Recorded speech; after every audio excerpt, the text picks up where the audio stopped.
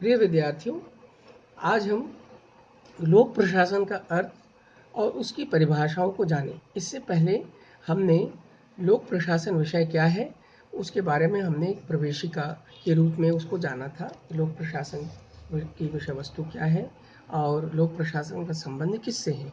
परंतु अब हम लोक प्रशासन के अर्थ को जानेंगे। इसके पूर्व की जो कक्षा थी उसमें हमने प्रशासन शब्द को समझा था, प्रशासन क्या है। अब हम लोक प्रशासन विषय को शब्द को समझेंगे। लोक प्रशासन में दो शब्द हैं, एक है लोक और दूसरा है प्रशासन। लोक शब्द से आशय किससे है? कहते हैं कि भाई लोक सामान्यतः हम इसको जनता से मानते हैं, है ना। तो लोक का मतलब पब्लिक, मतलब जनता। वह प्रशासन जो लोक उद्देश्यों की पूर्ति के लिए किया जाता है, लोक प्रशासन। लेकिन ध्यान रखने की बात यह है कि लोक हितों एवं उद्देश्यों का निर्धारण कौन करता है? सरकार करती है। अतः लोक प्रशासन का संबंध किससे हुआ? सरकार के कार्यों से हुआ। तो ये ध्यान रखने की बात है कि आपसे अक्सर ये पूछा जाता है कि भाई लोक शब्द से क्या आशय है, तो आप कहिएगा लोक शब्द से आशय जनता से है। अधिकांश लोग कहते हैं जनता से है, या सार्वजनिक शब्द का प्रयोग करते हैं कि सार्वजनिक कार्यों से। लेकिन चूंकि सार्वजनिक कार्य और जनता के हितों का निर्धारण सरकार करती है, तो लोक शब्द से सीधा आशय क्या हुआ? लोक प्रशासन शब्द में लोक शब्द से आशय हुआ सरकार के कार्यों से।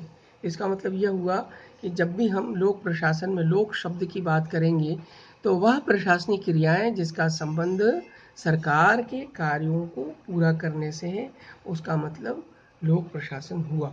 इसलिए लोक प्रशासन, अगर शब्द आपसे पूछा जाए कि लोक प्रशासन में लोक शब्द से क्या अभिप्राय है, तो आप कहेंगे लोक प्रशासन में लोक शब्द से अभिप्राय है सरकार, सरकार के कार्य, है ना।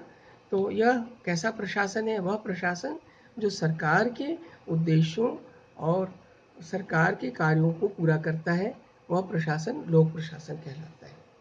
अब चूंकि लोक प्रशासन एक विशिष्ट राजनीतिक व्यवस्था के अंतर्गत कार्य करता है, इसलिए यह अपने समकक्ष की जो प्रशासन है, यानी कि जो दूसरे प्रकार का प्रशासन है, निजी प्रशासन, उससे भिन्न होता है।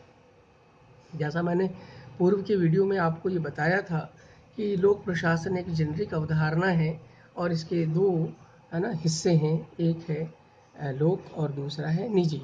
तो निजी प्रशासन और लोक प्रशासन में एक जो मूल अंतर है कि लोक प्रशासन जो है वो राज्य और सरकार से संबंधित है, और राज्य और सरकार एक राजनीतिक व्यवस्था के अंतर्गत कार्य करती है, और जिसकी पारिस्थितिकी निजी प्रशासन से भिन्न होती है। निजी प्रशासन, जैसा हम जानते हैं कि जिसका संबंध कुछ व्यक्तियों के द्वारा स्वयं के हित पूर्ति के लिए किया जाता है, उसको निजी प्रशासन कहते हैं। खासकर निजी प्रशासन का उद्देश्य होता है आधुनिक समय में कि हम ऐसी गतिविधियां, ऐसे कार्य करें जिससे हमको अधिक से अधिक लाभ हो। तो निजी प्रशासन जो है एक लाभ उन्मुखी अवधारणा है, जबकि लोक प्रशासन जो है उसका संबंध सरकार के कार्यों को पूरा करने से है। और यह जब भी सरकार की हम बात करते हैं तो सरकार की एक विशिष्ट राजनीतिक उद्देश्य होते हैं और वो एक विशिष्ट राजनीतिक व्यवस्था के अंतर्गत कार्य करती है। इसलिए लोक प्रशासन प्रशासन का वह भाग है जो एक विशिष्ट राजनीतिक व्यवस्था के अंतर्गत कार्य करता है, और इसकी जो पारिस्थितिकी है वो निजी प्रशासन से भिन्न होती है।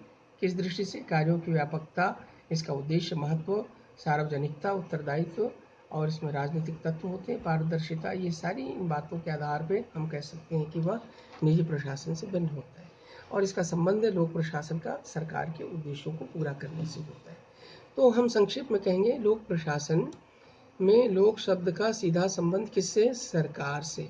ये बात स्पष्ट रूप से आपने विचार में धारण कर लीजिए कि लोक प्रशासन में लोक शब्द का संबंध जनता से नहीं बल्कि सरकार से है, और इसकी विविध संस्थाओं के प्रशासन से।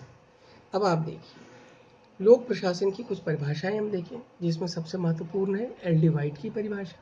देखिए लोक प्रशासन में वे सभी कार्य आ जाते हैं जिनका उद्देश्य लोक नीति को पूरा करना है अथवा क्रियान्वित करना होता है। लोक नीति यानी सरकार की वह नीति जिससे जनता के उद्देश्यों को पूरा किया जाए। जनहित के उद्देश्यों को पूरा करने के लिए सरकार जो नीति बनाती है उसको लोक नीति कहते हैं। यानी सरकार द्वारा बनाई गई नीति को लोक नीति कहते हैं, और उस लोक नीति को लागू करना, उसको क्रियान्वित करना, यही क्या है, लोक प्रशासन है। तो ध्यान रखिए, लोक प्रशासन में एल.डी. वाइड ने किस अपनी जो परिभाषा है उस पर किस पर उन्होंने एम्फसाइज किया है, उन्होंने ये लिखा है लोक नीति को पूरा करना अथवा क्रियान्वित करना। लोक नीति के निर्माण संबंधी जो बात है उसको उन्होंने हाईलाइट नहीं किया। उन्होंने कहा लोक प्रशासन में वे सभी कार्य शामिल हैं जिसका संबंध सरकार की नीति को पूरा करने से। तो ये एक्सक्लूड कर रहा है, लोक नीति निर्माण संबंधी चर्चा को लोक प्रशासन विषय से एक्सक्लूड करता है, उसको शामिल नहीं करता है। दूसरा जो महत्वपूर्ण विषय है, महत्वपूर्ण जो परिभाषा है वह है वुड्रो विल्सन की परिभाषा। वुड्रो विल्सन इस विषय के जन्मदाता भी माने जाते हैं। तो उन्होंने इस विषय को किस तरह से परिभाषित किया, वो कहते हैं लोक प्रशासन क्या है, विधि अथवा कानून को विस्तृत, है ना, एवं क्रमबद्ध रूप में क्रियान्वित करने का नाम है। लोक प्रशासन क्या है भाई, तो सरकार के कानून को विस्तृत और क्रमबद्ध तरीके से क्रियान्वित करने का नाम है। कानून को क्रियान्वित करने के लिए जो भी कार्य किए जाते हैं, जो भी प्रशासनिक क्रिया की जाती है, वह क्या है, लोक प्रशासन है। यानी यह भी एल.डी. वाइट से कोई अलग परिभाषा या इनका भी मंतव्य एल.डी. वाइट के मंतव्य के बराबर ही है।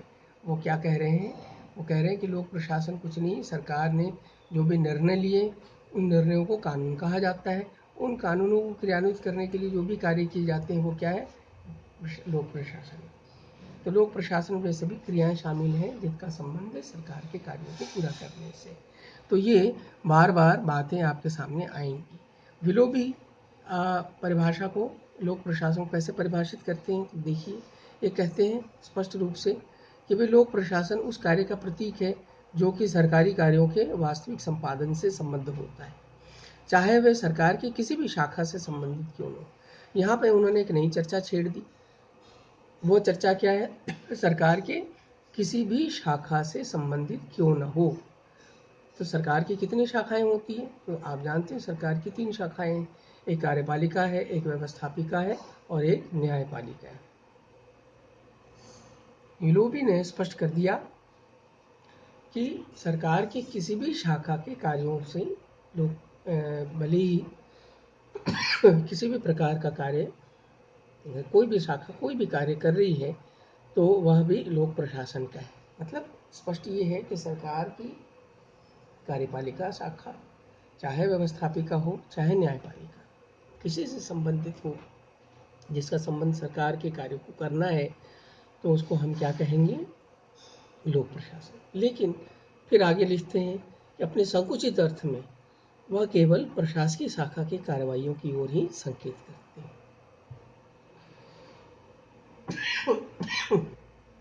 तो यहाँ पर विलोबी की जो परिभाषा है उसमें 2 बातें आई। विस्तृत अर्थ में वह सरकार की किसी भी शाखा के कार्यों से लोक प्रशासन को संबंधित मानते हैं, परंतु संकुचित अर्थ में वह प्रशासकीय शाखा की कार्रवाइयों को भी लोक प्रशासन मानते हैं। ये चर्चा हम बाद में और जानेंगे जब हम लोक प्रशासन के क्षेत्र के बारे में पढ़ेंगे, तो हम स्पष्ट रूप से देख पाएंगे कि कुछ विचारक जो हैं वो सरकार की कार्यपालिका शाखा के कार्यों को ही लोक प्रशासन मानते हैं, जबकि अन्य विचारक सरकार के तीनों अंगों के कार्यों को लोक प्रशासन में शामिल करने पर बल देते हैं। पिफनर की परिभाषा देखिए, ये भी स्पष्ट करते हैं सरकार का काम करना ही लोक प्रशासन। अब सरकार का काम चाहे कुछ भी हो, चाहे वो एक स्वास्थ्य प्रयोगशाला में एक्सरे मशीन संचालित करना हो, चाहे टकसाल में सिक्के ढालना। प्रशासन का मतलब है लोगों के प्रयत्नों में समन्वय कायम करके सरकार के कार्यों को संपन्न करना। तो वो इस विवाद से बाहर निकल रहे और बल्कि वो कह रहे हैं कि भाई सरकार का कैसा भी काम हो, जो भी काम हो सरकार का, तो वह कार्य जिसका संबंध सरकार से है, सरकार के कार्यों को पूरा करना ही लोक प्रशासन है। तो इस दृष्टि से विलोबी के के जो व्यापक विचारधारा थी कि सरकार के किसी भी शाखा से संबंधित क्यों न हो, वो पिफनर भी उसका समर्थन करते हुए नजर आते हैं। इस प्रकार से तीसरी जो परिभाषा है, मर्सन की परिभाषा है, इसको जरा देखिए, ये क्या कहते हैं। जिस प्रकार राजनीति विज्ञान नीति निर्माण के लिए जनता की इच्छा को संगठित करने के लिए सर्वोत्तम ढंग से क्रियान्वित करने की जिज्ञासा का विज्ञान है, उसी प्रकार से लोक प्रशासन उसको क्रियान्वित करना है। राजनीति क्या करती है? जनता की इच्छा को संगठित करती है। तो प्रशासन क्या है? उसको सर्वोत्तम ढंग से क्रियान्वित करती है। यानी मर्सन ने बहुत क्लियरली डिवाइड कर दिया। राजनीति का संबंध नीति निर्माण के लिए है, जनता को ध्यान की इच्छा को ध्यान में रखना है, और प्रशासन का संबंध क्या है? उसको सही तरीके से क्रियान्वित करना है। मार्शल डिमॉक क्या कहते हैं, ये भी देखिए, ये बड़ा महत्वपूर्ण परिभाषा है। ये कहते हैं लोक प्रशासन का संबंध सरकार के क्या और कैसे से। इन्होंने बड़ा स्पष्ट कर दिया, सरकार के क्या और कैसे। क्या से मतलब क्या हुआ, क्या से अभिप्राय क्या है कि भाई सरकार की विषय वस्तु क्या है, और इसका जो तकनीकी ज्ञान, भाई ये काम कैसे होगा, ये क्या काम है, कैसे किया जाए, है ना। तो क्या से तात्पर्य हो गया कि हम उस तकनीक और क्षमता की बात करते हैं कि ये कैसे किया जाता है, और कैसे प्रबंध एवं तकनीक एवं सिद्धांत से है जो कार्यों का सफल निष्पादन और प्रशासन को सहायता करती है। क्या से अभिप्राय क्या हुआ कि भाई हम क्या करना चाहते हैं, हमारा उद्देश्य क्या है ना। मतलब वो कौन सा उद्देश्य है जिसको हम पाना चाहते हैं, और कैसे का मतलब है कि ये कैसे पाएंगे, इसमें कौन से तकनीक और कौन सा सिद्धांत इसमें लागू होगा ताकि हम बेहतर तरीके से उसको हासिल कर सकें। तो सरकार का उद्देश्य, क्या से तात्पर्य है, सरकार का क्या उद्देश्य है, कैसे से तात्पर्य है कि कौन सी विधि से, कौन सी सर्वश्रेष्ठ विधि होगी जिसके द्वारा हम उस उद्देश्य को प्रभावी तरीके से प्राप्त कर लेंगे। देखिए, अगली परिभाषा पर्सी मैक्वीन की है। वो कहते हैं लोक प्रशासन वह प्रशासन है जिसका संबंध सरकार के कार्यों से। यह भी पिफनर की तरह बात कर रहे हैं। अब लेकिन यहाँ पर फर्क ये है कि ये कहते हैं चाहे वो केंद्रीय सरकार द्वारा संपादित हो या स्थानीय सरकार के द्वारा। इसका मतलब ये हुआ कि सरकार चाहे केंद्र की हो, चाहे राज्य की हो, चाहे स्थानीय सरकार हो, सरकार के कार्य करना ही लोक प्रशासन है। और साइमन क्या कहते हैं, साइमन भी लोक प्रशासन को राष्ट्रीय, राज्य तथा स्थानीय सरकारों की कार्यपालिका शाखा की क्रिया, यहाँ पर महत्वपूर्ण आ गया। इन्होंने दो बातें कह दी, सरकार के कार्य करना, चाहे वो किसी प्रकार की सरकार हो, चाहे वो राष्ट्रीय स्तर की हो, राज्य स्तर की हो, चाहे स्थानीय हो, लेकिन सरकार के कौन सी शाखा, तो कार्यपालिका शाखा की क्रिया। तो साइमन ने स्पष्ट रूप से वो भेद पैदा किया कि किसकी सरकार के कौन से अंग, तो सरकार के कार्यपालिका शाखा, जैसा कि विलोबी ने कहा था कि प्रशासकीय शाखा की कार्यवाही, संकुचित शब्दों में उसी चीज़ को साइमन हाईलाइट करते हैं। वो कहते हैं कि नहीं, सरकार के न्यायपालिका और व्यवस्थापिका के कार्यों को प्रशासन में शामिल नहीं किया जा सकता। उनका आशय है कि केवल कार्यपालिका शाखा। अब फेलिक्स निग्रो जो है वो लोक प्रशासन को परिभाषित करते समय बहुत सारी बातों की ओर अपना ध्यान आकर्षित कराते हैं।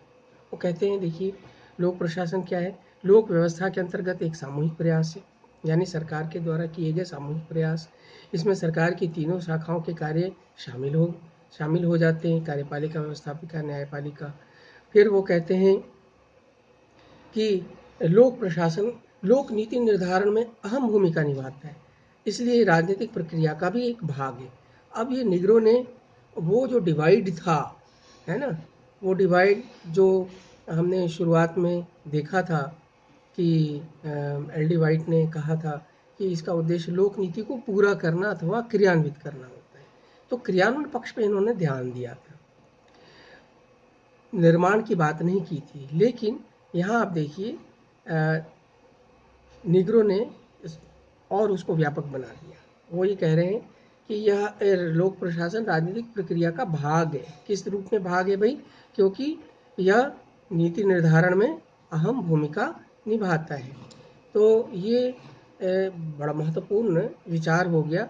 इन्होंने लोक प्रशासन की जो क्षेत्र है उसको थोड़ा व्यापक बना दिया। अब देखिए, ये कह रहे हैं निजी प्रशासन से भिन्न है और अधिक महत्वपूर्ण है, यानी इसकी जो क्रियाएं हैं वो नागरिक जीवन को ज़्यादा प्रभावित करती हैं, उसकी गुणवत्ता को, नागरिक जीवन को बेहतर बनाने में ज़्यादा महत्वपूर्ण क्रियाएं करती हैं। फिर ये कहते हैं सामुदायिक सेवाएं देने वाले निजी समूहों से इसका घनिष्ठता से संबंध है, यानी लोक प्रशासन में वो सारी क्रियाएं जिसका संबंध किससे है? सामुदायिक सेवाएं। सामुदायिक का मतलब वह सेवाएं जो सभी को प्राप्त होती हैं। जैसा आप जानते हैं कि निजी प्रशासन उन वर्गों के लिए ही कार्य करता है जो उनकी सेवाएं खरीद सकते हैं, परंतु सामुदायिक सेवाओं से तात्पर्य है जैसे सड़क का निर्माण है, संचार का संचालन है, संचार तंत्र का संचालन, देश की सुरक्षा है, पर्यावरण का विकास है, ये सामुदायिक कार्य हैं। इन सामुदायिक कार्यों को करने के लिए, है ना, जो सरकारी संस्थान है और साथ ही साथ जो निजी समूह है ना, उनसे भी यह जुड़ा है। मान लीजिए, जैसा आप जानते हैं कि आज संचार तंत्र में, है ना, खासकर इंटरनेट में बहुत सारे प्राइवेट सेक्टर भी आ गए, तो उनके साथ भी ये घनिष्ठता से संबंधित है। उनको भी नियंत्रित करना, उनके कार्यों पर निगरानी रखना, ये सारी चीज़ें जो सामुदायिक सेवाएं दे रही है सरकार चाहे निजी समूह, उन दोनों से जुड़ा हुआ है। तो इस तरह से लोक प्रशासन की जो परिभाषाएं थी उनको देखने के बाद हम अगर इनका वर्गीकरण, तो दो बातें हमको समझ में आती है।